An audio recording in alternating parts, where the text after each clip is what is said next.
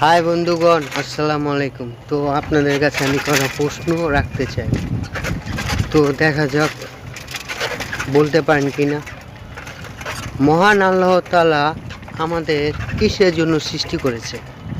উত্তরটা আপনি আমি সবাই জানি, তাই না? কারণ জীবনে একবার হলো আমরা ওয়াজ মাহফিলে গেছি, তাই না? এই জীবনটা কি এই দুনিয়াতেই সব? আমরা কি এখানে চিরস্থায়ী? আমরা এই দুনিয়াতে যে কত কিছু করছি, তাই না?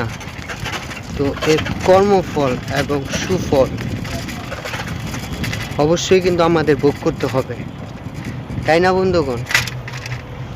তো দুনিয়াতে আপনি যদি ভালো কিছু করেন, তাহলে আমার মনে হয় কষ্টে দিয়ে জীবনযাপন করতে হবে। আর যদি একটু হারামভাবে চলেন, ভালোই মোটামুটি বিন্দাস লাইফে পার করতে পারবেন। কিন্তু কবরে যেয়ে ওসময় কী করবেন আপনি, আমি? তো বন্ধুগণ, একটা কথা সবসময় বলি, আমি এমন যে না যে আমি পুরা পাক্কা ইমানদার। আমারও ভুল হয়, আমিও ইচ্ছাকৃতভাবে অইচ্ছাকৃতভাবে গুনাহ করি।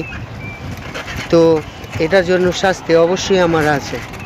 জানি না মৃত্যুর পরে আমার কপালে কি আছে এবং আল্লাহ তাআলা কি লিখে রাখছে, কিন্তু আল্লাহ তাআলা মহান, আল্লাহ তাআলা দয়ালু। হয়তো বা আল্লাহ তাআলা একদিন না একদিন মাফ করবে।